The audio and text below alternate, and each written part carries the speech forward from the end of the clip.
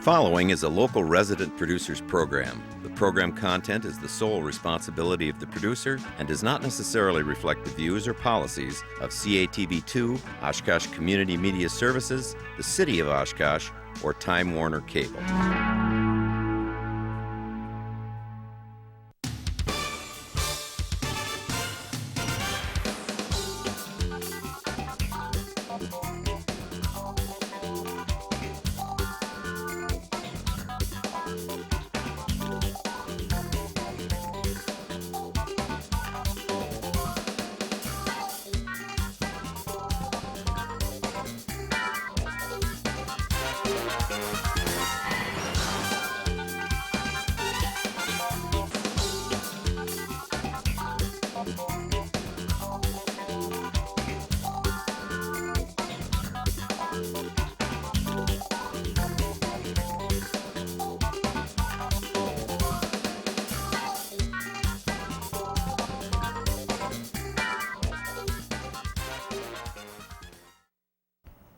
Hi everybody, welcome to Eye on Oshkosh. Cheryl Hentz here. Dan Rylance, our normal co-host, is not here right now.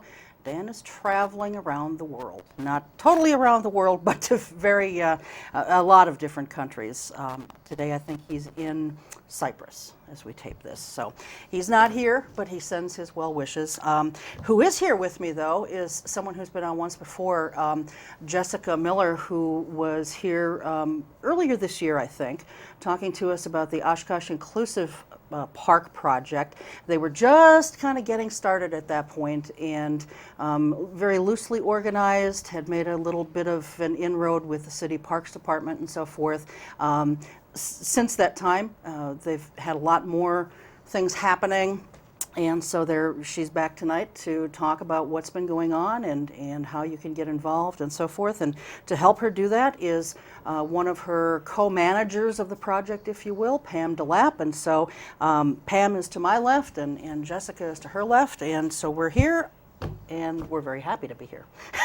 Thank you very much for having us on again. Guys. Yeah, it's nice to have you back and nice to have you here for the first time. So anyway, in case people didn't maybe see the first show that you were on, Jessica, or maybe they've forgotten it or new to the area or whatever, let's kind of recap. What exactly is the Oshkosh Inclusive Park Project? Let's start there.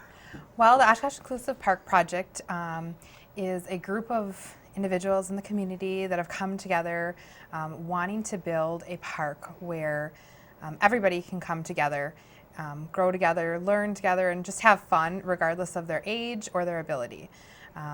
So as you said, we've been working with the Parks Department, Ray Maurer, directly to get this going and get this to our community and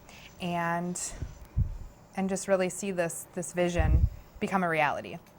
Okay. And so when we talk about a park where everybody can go, it's going to be designed, and we've got a kind of a prototype, not a prototype of a park, but we've got a picture diagram of a park, of what the image is going to hopefully look like when it's all done. And so we'll be putting that up in a little bit here. But this is a park that, while it's intended for everybody, it's designed specifically for people with needs of some kind. Is that the correct way to really put this? Yeah, and we're definitely bringing a lot of attributes to the park that you normally don't see in a lot of our wonderful parks in the community.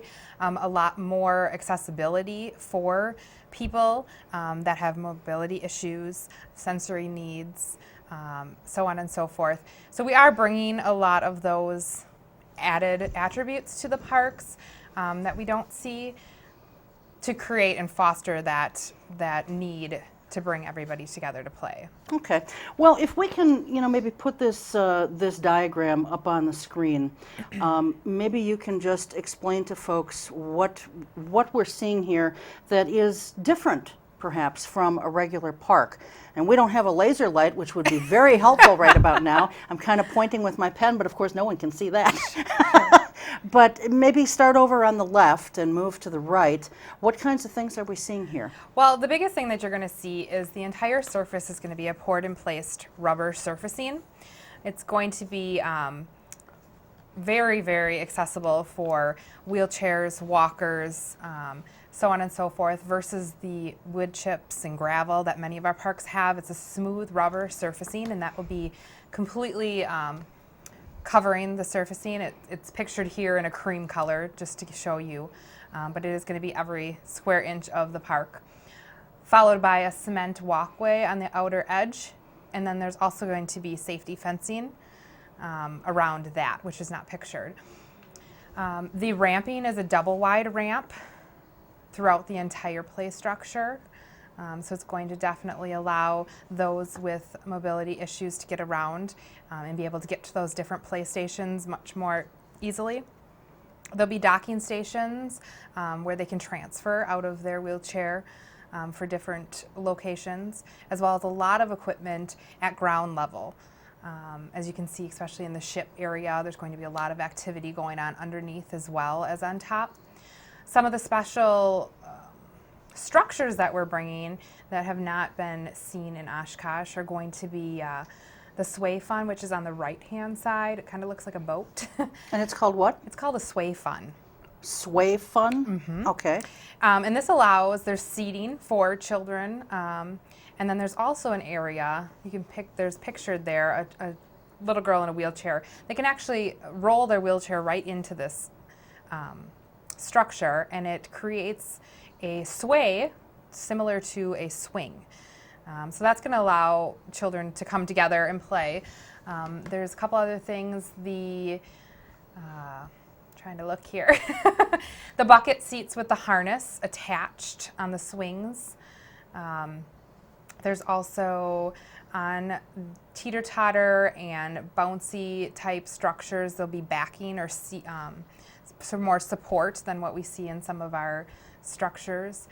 There'll be the Cozy Dome is a new structure, allows children to kind of get away and have that quiet space if needed.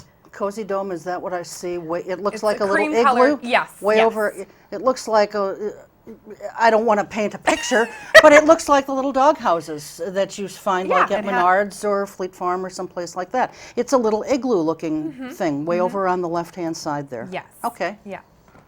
So those are just like a couple attributes. I'm excited to play on them myself. All right. Good. Okay, so this is really much further advanced than because you didn't even have this when you were here the last time. We had an idea, colored pencil head. drawing Yeah. when we spoke last time. Yeah. And on top of this, I just wanted to mention this is kind of stage one, the playground structure, but we're also going to have accessible picnic area where there's going to be paths right up to picnic tables, a walking area, walking trail with landscape, and then hopefully our last stage will be a accessible fishing area as well, branched off in the park. Okay, fishing area, obviously you need water for that. Yes. You've got a location of where this is going to be. Where's that going to be? We do. Abe Rockland Park, Okay, right on the corner of Sawyer Street and Oshkosh Ave. okay. Typically people say the Smokestack Park. Yeah, because years and years ago, see, I don't know if you guys are from here originally. I'm a townie. Yep. Nope. And years and years ago, wasn't it Pluswood or Plywood or somebody who Pluswood. was in there? Yep. And but of course, the factory's long gone, but the smokestack, as you said, is still there. So, Correct. yeah, okay, so that's where it's going to be. And like, what kind of a target date do you have for this? How much money is needed to get this thing rolling? Okay, you take that over. She's our financial guru. The project in total is about $485,000. Okay. When we presented to the park, they surprised us with saying, we're going to give you $80,000 towards renovating the current shelter that's there, and then they're going to give us $100,000 as long as we match the $100,000. So our job is to raise $305,000.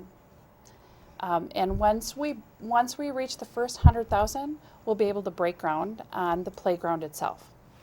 So, and we're hoping that the shelter itself is going to start late this fall, over the winter, and then we're hoping early spring they'll be able to go ahead and start on the structure. Okay. Now, something else that I was just noticing in this little handout that you had here, and I don't think that you guys had this set up before. If you did, I apologize, I don't remember. But people can donate to this through the Oshkosh Area Community Foundation. Absolutely. And and I'm assuming that they can do that by way of PayPal or a credit card by going to the Community Foundation's website? Yes. Okay, or they can just mail it and maybe put a note with it or in the memo section of their check that it's for the All-Inclusive Project? That's right. Okay, the exactly. All-Inclusive Park Project.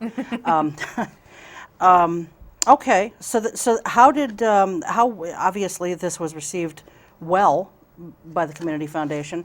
How did you and when did you approach them about this? Well, we approached them early on into our organizing. Pam, I would probably answer this question a little better than me. We went to them probably late last summer, Yeah. and talked to them about our program, and they were very supportive of the program. So they helped us get organized and get our fund started. The Oshkosh Area Community Foundation is very, very supportive of this program. I think they needed to see us get going on it. Right. And so we'll be visiting them again when the grant season starts again. Right. But yep, they are absolutely supportive. Well, this is exciting, I think, just in and of itself, and I'll tell you why. Because number one, not that any project doesn't have legitimacy if they're not having funds that are being donated through the Community Foundation, but I think it gives a little bit more credibility. It seems like a little more of a reality when someone like the Community Foundation gets on board with it. No, and so definitely. that is really to your credit, I think. And I think that will probably help with the fundraising as well. Well, I think too that they understand that this isn't just another park. It's not, we didn't go to them saying, we need a park for kids with disabilities. Right. We're creating an environment that Oshkosh does not have right now. If you think about our daycares and our parks, there's not one out there that is fully inclusive of kids with disabilities.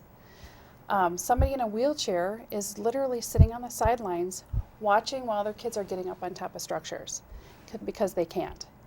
You know, we have ramps on some of our structures, but they have wood chips underneath the structure or sand.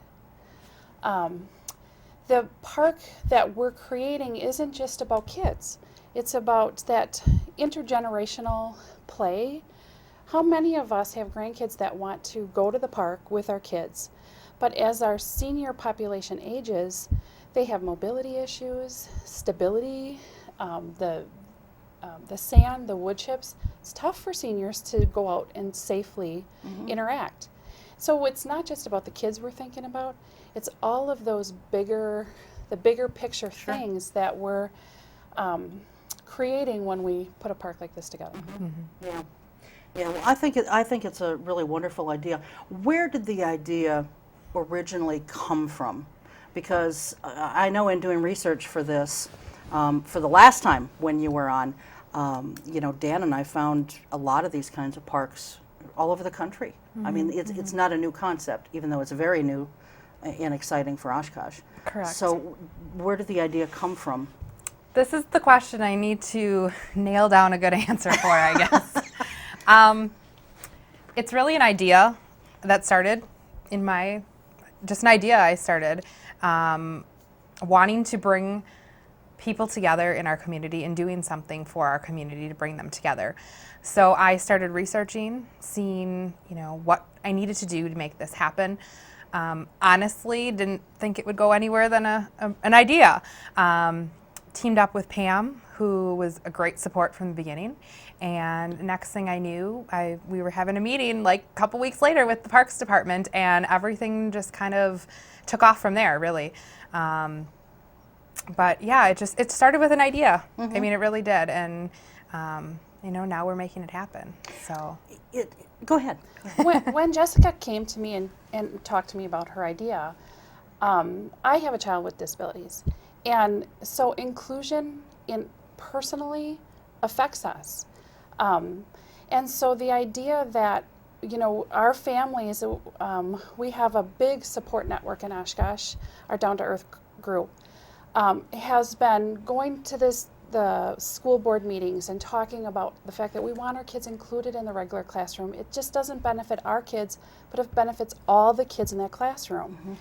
And so when she came to me and I thought, you know, we're fighting for inclusion in our schools, but we need to have it in our community because the kids need to be able to learn in a natural environment about differences in others. We've created the Oshkosh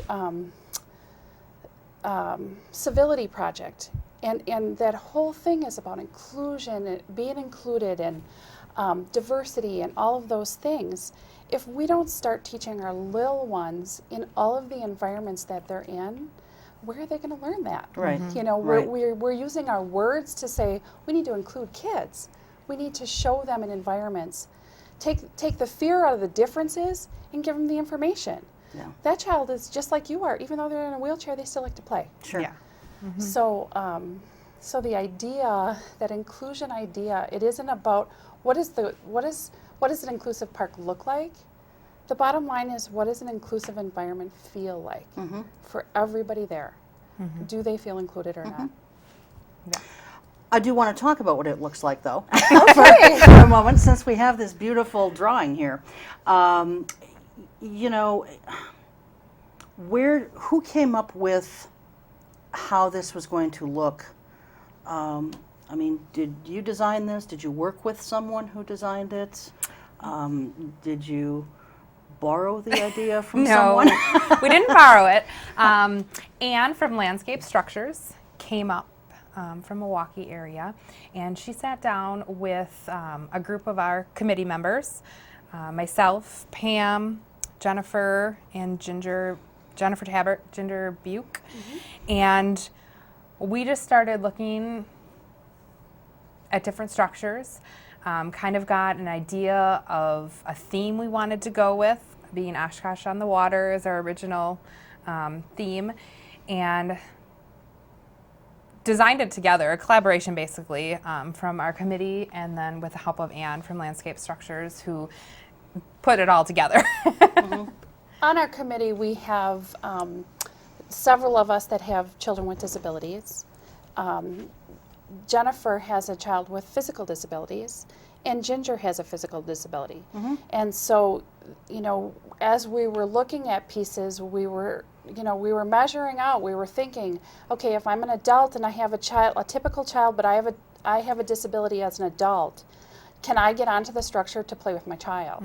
So, you know, we looked at the spaces around that. Is it, you know, we really thought about who are the users of this park, and we wanted to make sure all of those users were going to be able to get in and around, Okay. including seniors.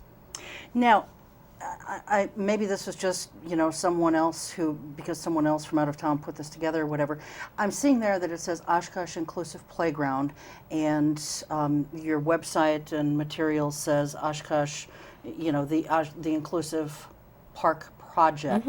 So is there going to be something other than the playground elsewhere in the park, or is this the extent of for people with some kind of mobility issues or what have you? No, as I mentioned before, we are also expanding with the picnic area, the walkway, and the fishing area as well. This is just the playground piece of it. All right, okay.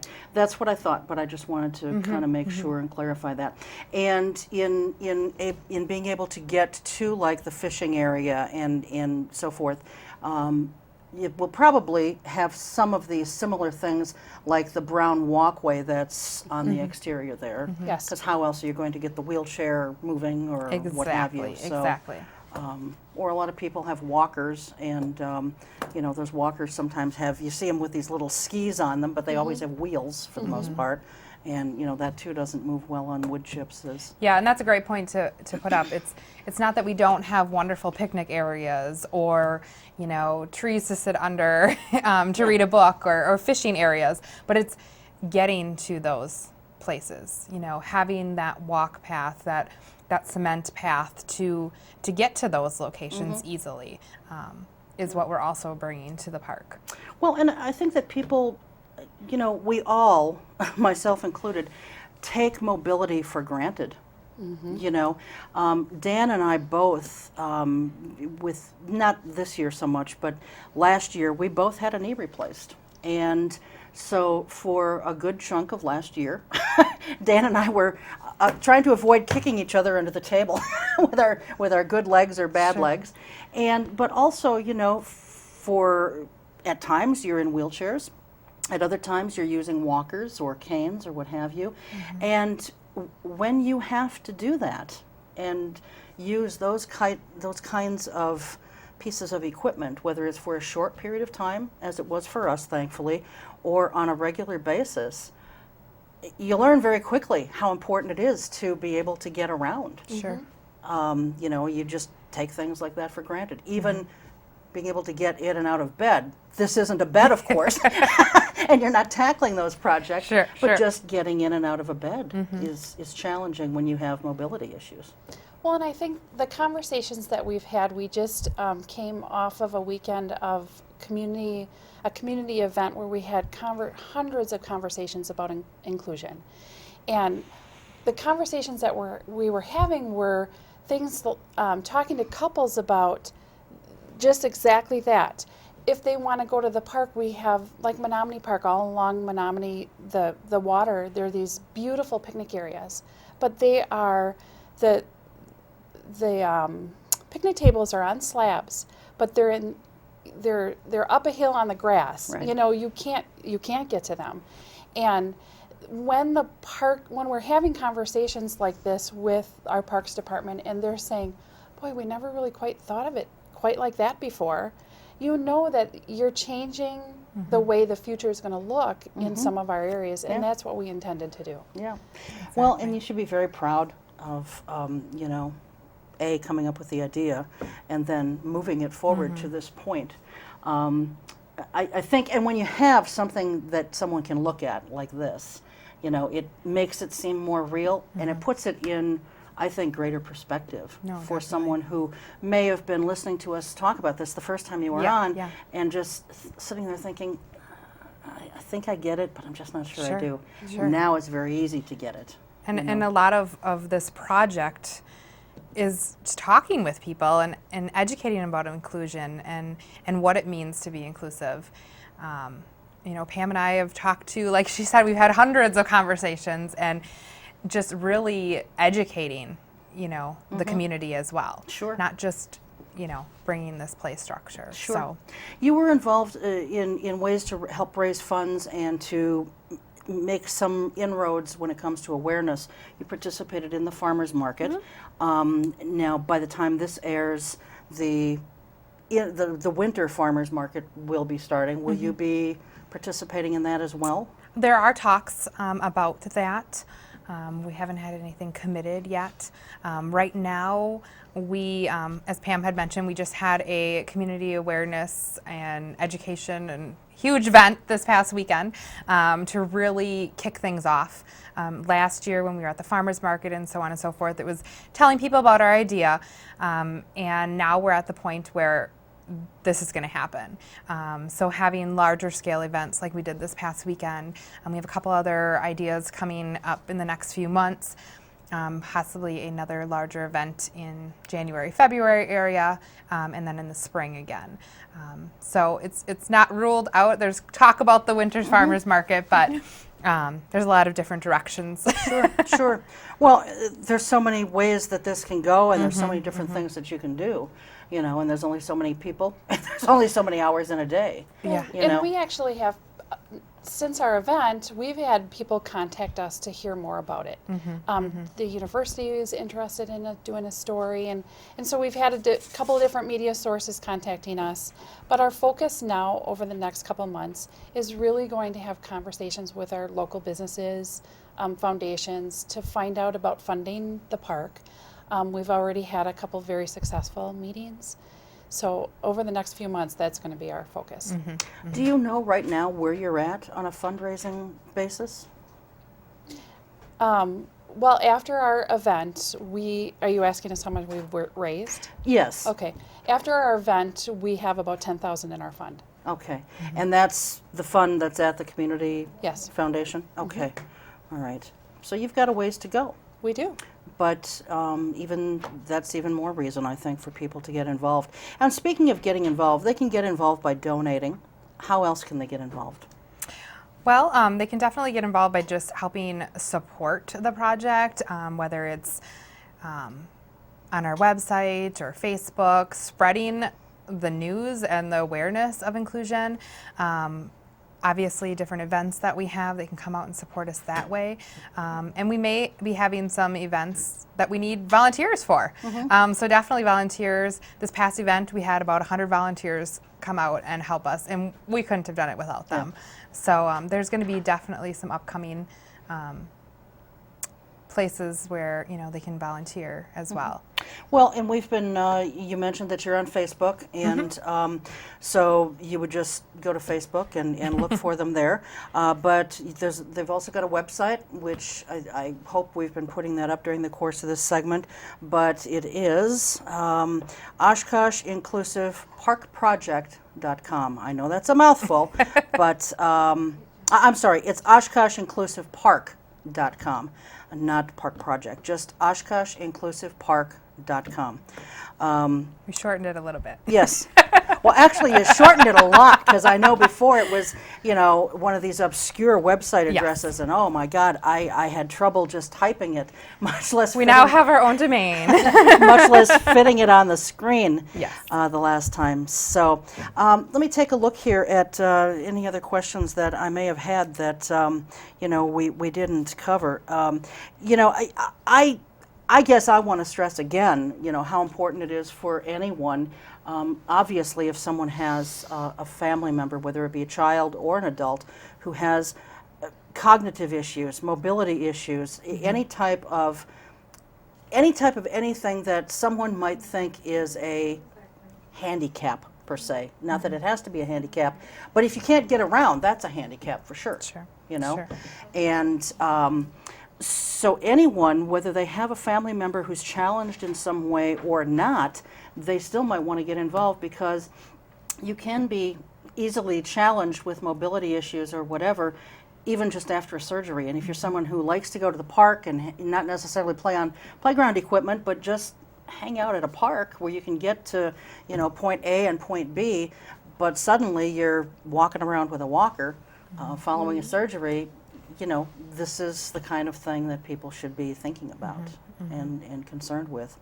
What other points, we're down to like the last minute and a half here, what other points would you like people to know about this project? I think our ultimate goal is that we want to teach kids in a natural learning environment about empathy, kindness, diversity. These are natural benefits that come when you bring kids together. When I was a child and growing up in school, I didn't know there was kids with disabilities in my school because I never saw them. And I think that every conversation I've had with people that are my age or older can say the same. We're changing that environment, and we're giving the information to our youngsters, because those kids at some point in the future are going to be employers, and they're going to see the value of somebody with a disability and understand they might be in a wheelchair, but boy, they have a brain that can run my business. Yeah. And that's what we want. This is a long-term investment our community is making that will pay off. Excellent. And that's a great point to end with. So definitely. just sit tight. Thank you both very much for being here. We're going to take a very short break. And again, if you'd like to get involved with the project, please visit their website or their Facebook page. There's lots of good information there, including finding out how to get involved. And if you want to make a donation, that's more than welcome as well. And you can either contact them on how to do that, or you can go right to the Community Foundation's website and make a donation that way, or you can mail it to them. Anyway, thank you again. We're going to take a short break. When we come back, Joe Ferlo from the Grand Opera House will be here. We'll be right back.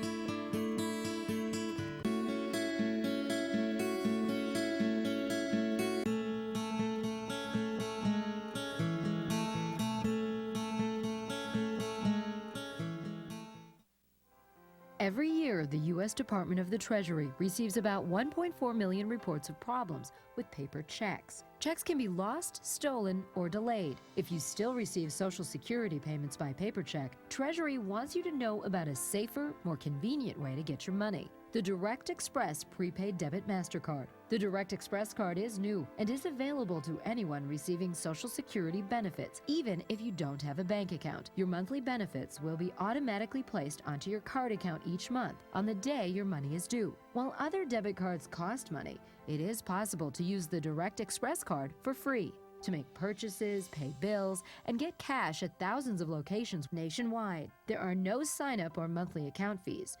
No more waiting for the mail or worrying about lost or stolen checks. Call 1-877-212-9991 or visit www.usdirectexpress.com.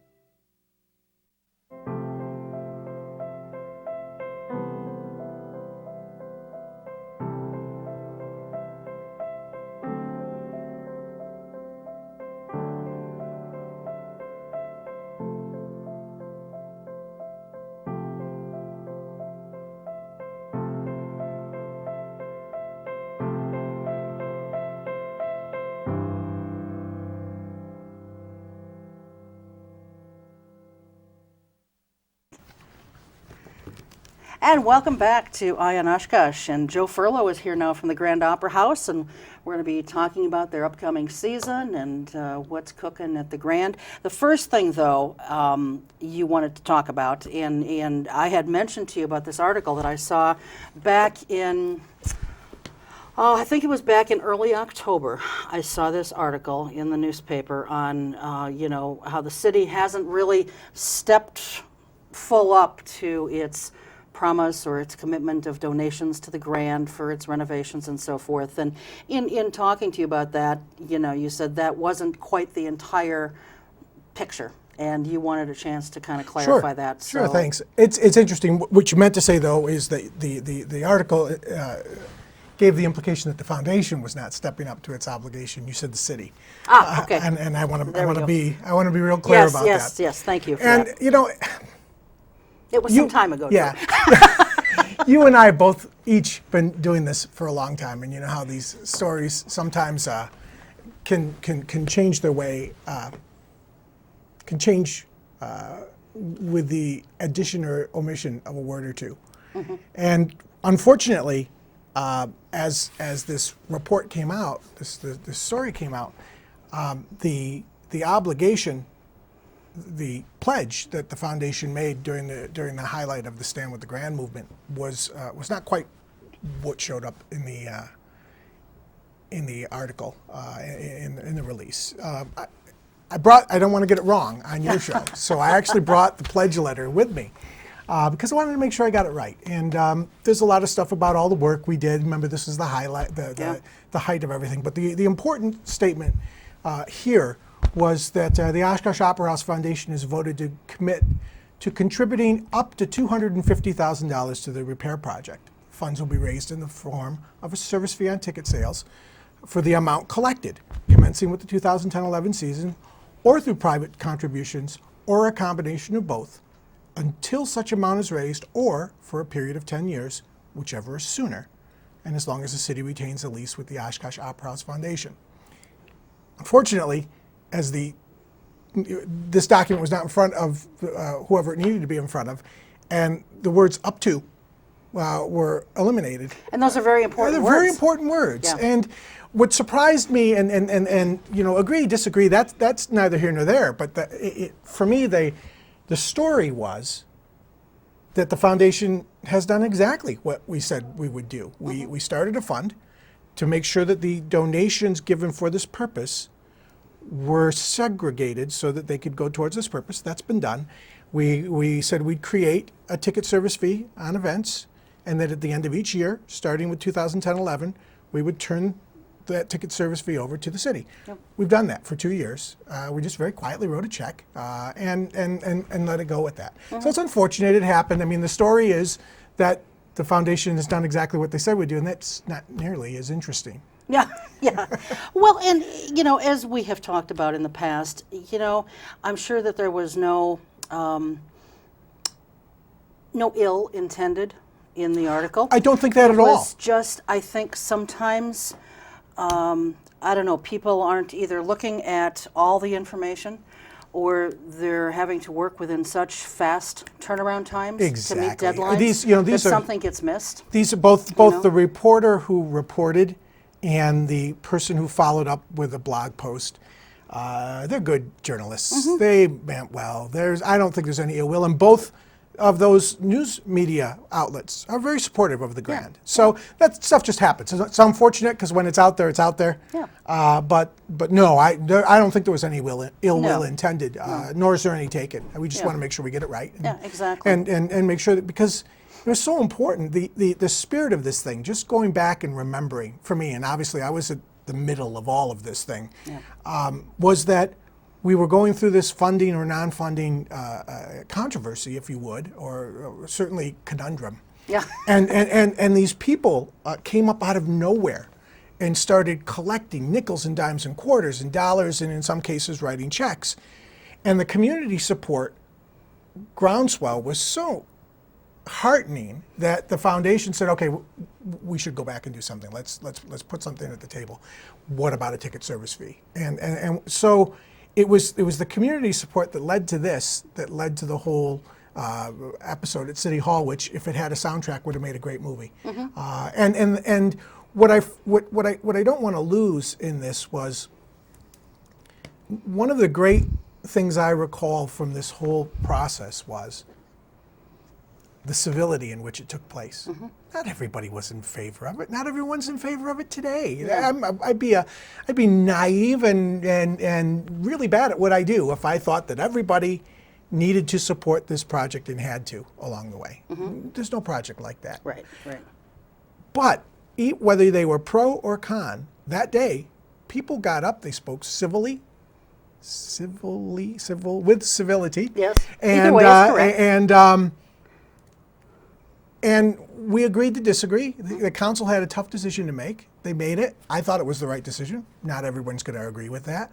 But moving forward, all we can do is what we said we would do. And in that case, we have. And I appreciate the opportunity to just kind of say that. Well, and thank you for clarifying it for us. I want to talk about this ticket service fee for a moment, because it's something that anyone who goes to any performances or concerts, for the most part, has to pay. That's right. The only place that I haven't really seen people paying it is at our amphitheater. And, you know, I have advocated for that for years. For some reason, our city council just will not put it in place. But can you tell us, you know, how much your fee is that's added onto your tickets? At the moment, it's $1. Yeah, and it's has built. It affected your attendance at all? No, because it's built into the tickets. Right. We've made a choice early on. Our ticketing. I mean, this all goes back to the online Ticketmaster things of years ago. I just never wanted, and this precedes me at the Grand, and it came with me from other theaters that I've worked at.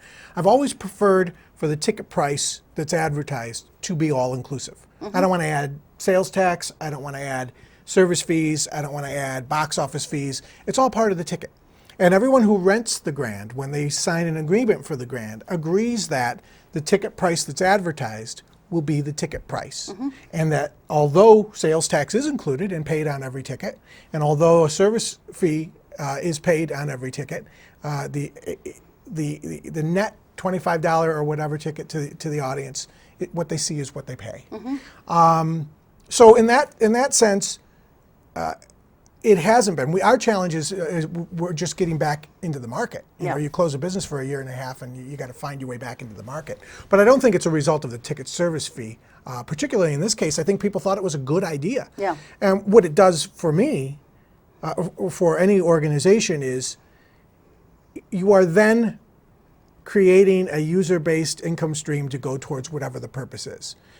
In the theater I ran in Manitowoc, which was not a city entity, the service fee went to a restoration fund. And that happens at Pabst, and I don't know if it happens at other places, but a lot of historic theaters will do that. Maybe after 10 years is over, that's what we'll do with Grand. Maybe we'll create an opportunity to do other enhancements to the. It's hard to say what'll happen, but from where I sit, I think it's effective.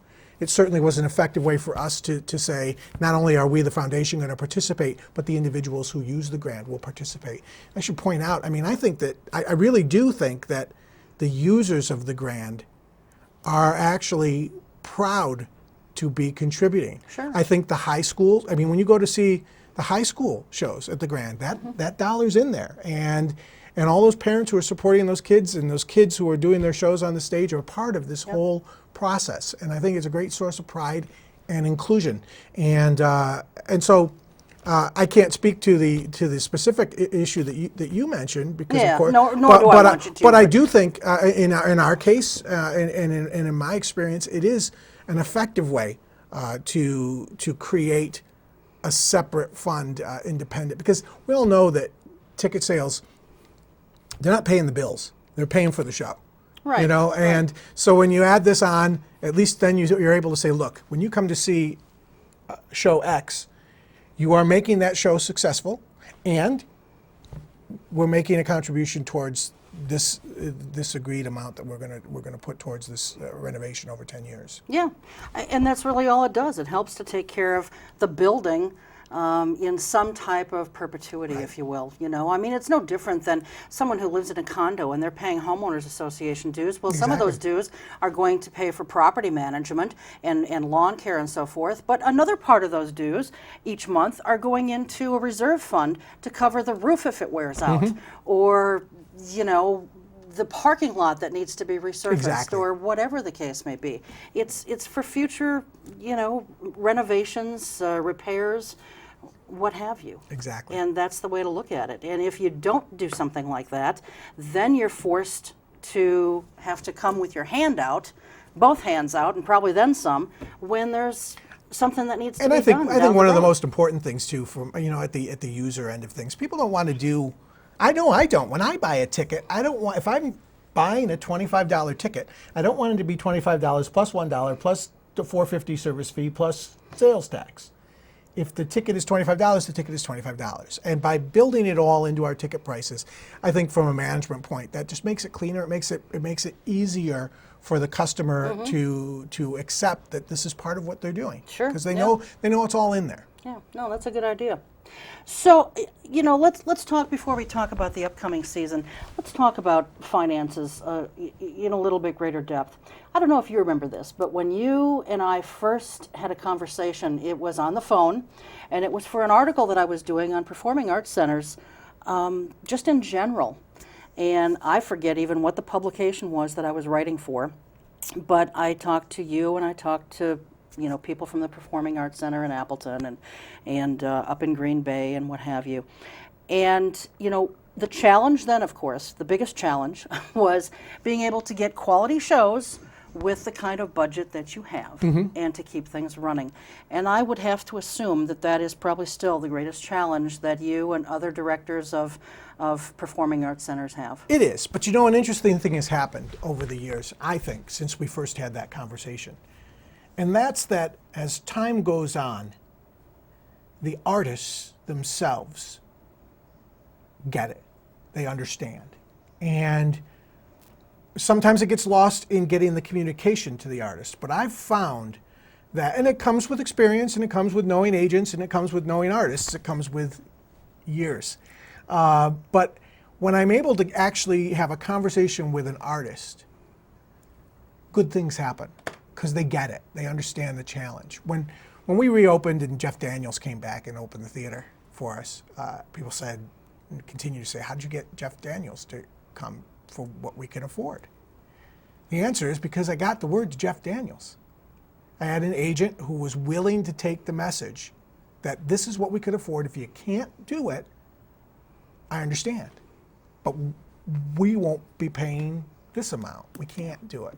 And the dialogue itself has gotten better over the years.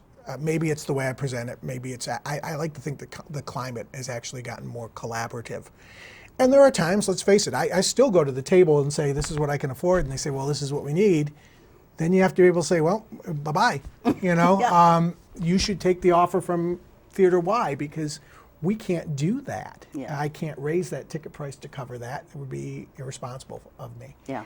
But the dialogue has gotten better. That said, of course, it's still a challenge. It really is. And when we operate in the shadow of a big box theater with more resources, although they have the same challenges we do, it's just on a larger scale, it's difficult. You don't have the opportunity in the average conversation to go through the math and say, well, you know, I have 600 seats for one performance, whereas for a musical, it's 2,000 seats over 2 weeks. Yeah. Well, of course I can give away more tickets for advertising, and I can do more things than I can do here. So I have to be more careful in what I do with my inventory of availability. That's a hard conversation to have with people who say, well, why can't you bring so-and-so? So the easier conversation is to say, well, if I did, the tickets would be $500. Would you like to pay that? Well, it's more than that, because I've had this conversation at a gas pump many times. Yeah. It's why don't you bring, let's say, Reba McEntire? Why not? Why don't you bring Reba McEntire to the Grand? And I'll say, well, you know, if I do the math, it's $1,000 a ticket. And they'll say, I'd pay that. And I'd say, great. Got 500 friends? Because it's not just one. We all have a ticket. We all have someone in our mind for whom we'd pay almost anything to go see them up close and personal. The key for me is I have to find the critical mass of a break-even crowd to do that. And I can, you know, I've often told our board or when I'm doing workshops for smaller theaters, you can find 200 people to see almost anything. You can find 200 people who are passionate about any one thing. But to find 400 people on a regular basis who are passionate about that one thing, that's where the challenge is. Yeah. And that's where the math comes into play. And that's one of the reasons why Grand Season is so eclectic. My goal has never been to get you or I or anyone else to say, I'm going to go see 11 shows. My goal has always been to say, I can find 5 shows and get a discount. Those are the 5 I want. And your 5 are going to be different from my 5. They're going to be different from someone else's 5. And that's the formula. And for better or for worse, it's the formula that we need in order to stay viable. Yeah. Let me ask this, and if you don't know the answer to this, Joe, Make it up? No problem, just forget it. But it's just something that, you know, I've been thinking about as you were talking about artists and things like that, and not so much musical artists, but, you know, I mean, you can't turn on a TV network these days without seeing reality show after reality show after reality show. Now, while they might provide some, you know, guilty pleasures and some passions for a few people here and there, obviously more than a few, but, you know, they're also taking away, I think, or shoving out of the picture a lot of good quality programming where actors and actresses and writers have earned their living doing their craft. And suddenly you've got, you know, reality shows and regular programming here. So are you finding, given that, you know, in the circles that you travel in, more artists who are having to turn to this kind of theater as opposed to performing in television shows and so forth? I don't have an answer, but I do have some observations. Sure. I think you're right on, and I don't remember what year it was, but that writer's strike that knocked TV off and started Survivor way back when, and started this whole reality show thing, was the most damaging strike ever. Not that I'm pro or against action like that, but the fact is it changed television apparently forever. And the idea that you can become a star on reality TV isn't going to go away. Make a lot of money doing it too. Not in this day and age where YouTube videos spur popularity. It's just it is a reality of our life. I do think it's affected people. I think, you know, compared to 10 years, 15 years ago, you'll see more people doing television commercials than you ever saw before. Who would have thought that John Stamos would be selling yogurt? Yeah. You know what I mean? And a lot more voice work. Yes. You know, I've Yes. noticed that. So I lot do more I voice do work. think people are finding other ways to make a living. And maybe that trickle down from that is why artists are so more willing to have conversations about working in organizations like ours. Ultimately, I suppose it's good for the live performance venues that the reality TV is taking over. The problem is people want to stay home and watch the reality TV, and that's where we really get into trouble with it. But I do think you're right. I think that I think it's harder to get work. I think the agents have to work harder to find work for their people, and as a result, one of two things happens: either people are solvent enough in their lives that they're retiring early. I'm talking about personalities and artists, or they're working more than they ever have before. And I'll get in a conversation with an agent, and they'll say, "Oh no, he really wants to work these old historic theaters." And I'm like, "Well, of course he does. He wants the key words in that sentence are he really wants to work." Yeah. But the issue when it comes to me is how badly does that person want to work, because it takes X dollars. There are still people who will say, "This is my line in the sand. They won't work for less than X." Well, I don't have X. Yeah. That said, this season that's coming up right now, I mean, there are several artists in this season that I had that exact conversation with, and then I do crazy things like show them pictures of the hall or pictures of the kids standing with the grand banners, and you'd be surprised people get grabbed by that idea. Or a few years ago, we had Frank Ferrante, an artist who did a Groucho Marx impersonation. He's the best Groucho Marx tribute artist in the country. New York Times has said it. But Frank, when I had a chance to write with Frank, I said, Groucho played our stage. And he's like, really? So we had Groucho Marx, and then 100 years later, we had Frank Ferrante playing Groucho Marx. And Frank uses that story, and then he goes around to the country looking for places where Groucho played, so that he could say, I did this too, because he's friends with the Marx family. Okay. So it's fun for him to be able to talk to Groucho's, daughter, who's I think still around, Miriam, or grandson, and say, I just played such and such, and Groucho played there in 1908, or whatever the story is. So it's spurred more conversation. That said, I think still there's I've often used to say that there's a inverse proportion. The farther gone from stardom an artist is, the worse their demands are. Yeah. Which I always thought was interesting. One of the easiest artists I worked with my entire career was Charlton Heston. Really? Yeah, and he got it. He knew where his fans were. He knew what paid his bills. He was the easiest artist I ever worked with. Yeah. And conversely, some of the most difficult people I worked with are people you go, really, is that person still out there? Well, you mentioned your upcoming season. Let's talk about what you've got coming up. Well, the holiday season is going to be fun, because one of my favorite acts in the holiday season is one that is the most intergenerational act I've done in a long time, and that's Mallory Lewis, Sherry Lewis's daughter, and Lamb Chop, the most famous sock puppet in the world. It's true. Mally used to produce actually Lamb Chop's Play Along, the last of Sherry's shows on TV, and then after Sherry passed away, Mallory kind of looked at Lamb Chop sitting there, and she had never done the act, she'd never done the voices, she'd never done the work, and decided Lamb Chop couldn't go away. So she picked up Lamb Chop and she started to do the work. I'll be honest with you, it took 2 or 3 years before I booked Lamb Chop, because I was pretty skeptical. I mean, I'm of the generation that remembers Lamb Chop. My kids are of the generation that remembers Lamb Chop. So I knew there was a high bar there, and yet I went to a conference and Mal was in a booth, and I was having this conversation with Mallory and Lamb Chop. And every time I talked to Lamb Chop, I'd turn and I was talking to Lamb Chop, and I thought, son of a gun, she's got me. And we were as close as we were, and then I knew.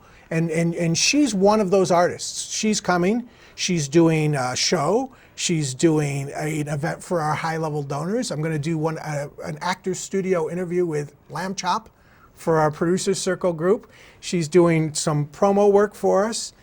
She's bringing her lamb chop collection, Sherry's lamb chop collection, for Gallery Walk the week before.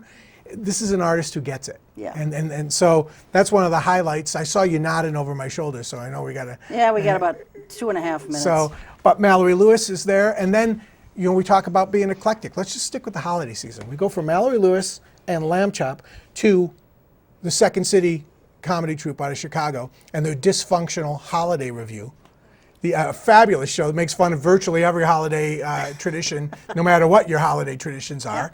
It's the only show that comes with a disclaimer. It's PG-13 because it's improv and occasionally a word comes out once in a while. Yeah. So we go from this to that, you know, and then in between, you know, obviously people can go to the website. I know we're pressed for time. GrandOperaHouse.org. The Facebook site. We've been putting it up. Has places to go as well with lots of pictures.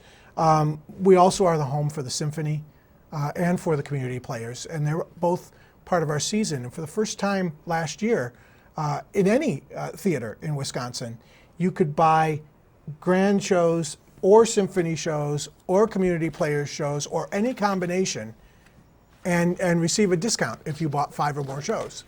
So it's a combined season with a combined season ticket. And all you have to do is mix and match at will. So if you're a snowbird and you only can come to the shows at the beginning or the end of the season, you can mix and match among the symphony concerts, the community player shows, and the booked touring shows at the Grand. Okay. So You've also got something coming up here.